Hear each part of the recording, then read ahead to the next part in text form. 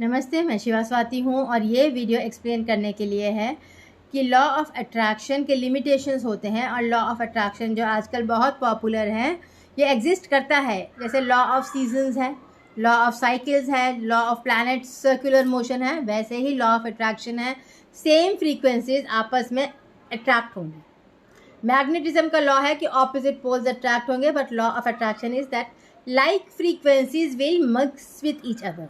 Means अगर पानी पानी है तो पानी एक दूसरे में एब्जॉर्ब हो जाएगा, पानी और पत्थर है तो एक दूसरे को काटेगा, पत्थर पत्थर है तो एक दूसरे को काटेगा। सो सिर्फ पानी पानी ही एक दूसरे में एब्जॉर्ब होगा, या मिट्टी मिट्टी एक दूसरे में आ जाएगी, मगर मिट्टी और पत्थर है तो पत्थर अलग रहेगा, मिट्टी अलग रहेगी।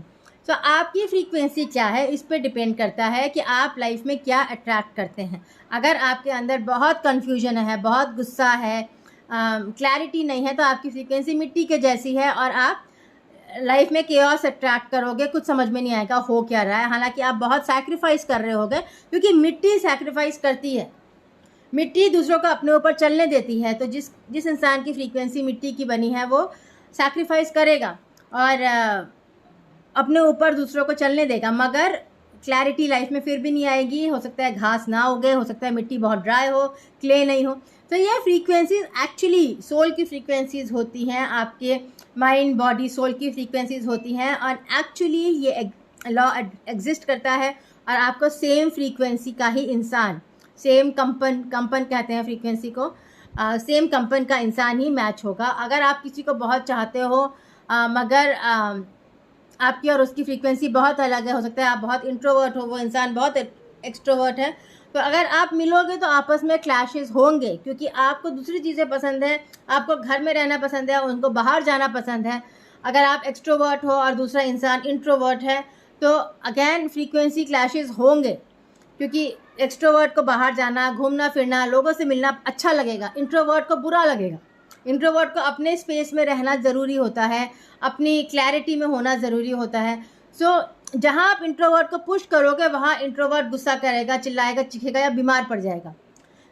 फिर हेडेक्स आएंगे इंट्रोवर्ट को, फिर एक्सट्रोवर्ट को समझ में नहीं आएगा कि इसको कैसे डील करें, मैं मस्ती नहीं कर पा रहा हूँ या मस्ती नहीं कर पा रही हूँ, बिकॉज इस इंसान को तो कहीं जाना ही नहीं है, कुछ करना ही नहीं है।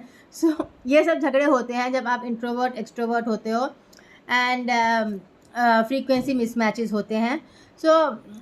या तो अगर प्यार बहुत डीप है तो आप एक दूसरे के साथ एडजस्ट कर लोगे, कोप कर लोगे, पर अगर आप दूसरे को चेंज करने की कोशिश करोगे और अगर इंट्रोवर्ट एक्सट्रोवर्ट जैसे समस्याएं हैं तो वो चेंज नहीं आएगा। अगर अलग समस्याएं हैं कि किसी और वजह से इंसान नहीं जा रहा है, या पैसे की प्रॉब्लम है इसीलिए वो स्पेंड नहीं कर रहा है, या लुक्स की प्रॉब्लम है, उसको इन्फीरियर महसूस हो रहा है इसीलिए वो बाहर नहीं जा रहा है, वो चीज़ें अलग होती हैं जो एडजस्ट हो जाती हैं।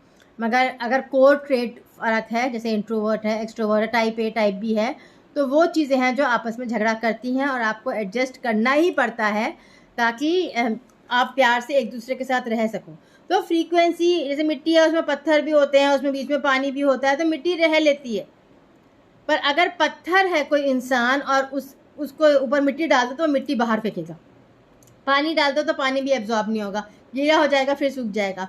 जो पत्थर होते हैं उनको फिर पिघलना पड़ता है ताकि लॉ ऑफ अट्रैक्शन काम करे, क्योंकि पत्थर पैलेस तो बना देता है मगर फीलिंग नहीं ला पाता है, प्यार नहीं क्रिएट कर पाता है, खुशी नहीं क्रिएट कर पाता है, फूल नहीं उगा पाता है।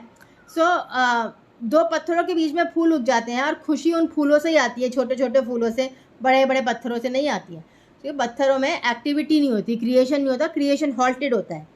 अगर आप वॉरियर माइंडसेट हो, अगर आपने पहले बहुत जंग लड़ी हैं, अगर आपने कॉम्पिटिटिवली लाइफ को जिया है, अगर आपने दूसरों को काट के लाइफ को जिया है, तो आप पत्थर बन ही गए होगे, क्योंकि आप दूसरों को काट तभी सकते हो जब अपने अंदर, आपके अंदर कुछ पत्थर का एलिमेंट हो जाए, आपको फीलिंग नहीं हो, क्योंकि अदरवाइज अगर आप दूसरों को काटोगे तो उसका दर्द आपके अंदर आ जाएगा। तो जब पत्थर बन जाते हैं तो वो सारा दर्द पी जाते हैं, बिल्कुल हार्ड बन जाते हैं ताकि दर्द महसूस ही ना हो। फिर उससे बीमारियां आती हैं, जैसे कैंसर है, हार्ट प्रॉब्लम्स हैं, और फिर डेथ हो जाती है। फिर अगली लाइफ में आप पे बैक कर रहे होते हो ना, आप पिट रहे होते हो, मगर फिर भी आप पत्थर ही होते हो, क्योंकि ताकि आप पिट पाओ और आपको कुछ फील ना हो।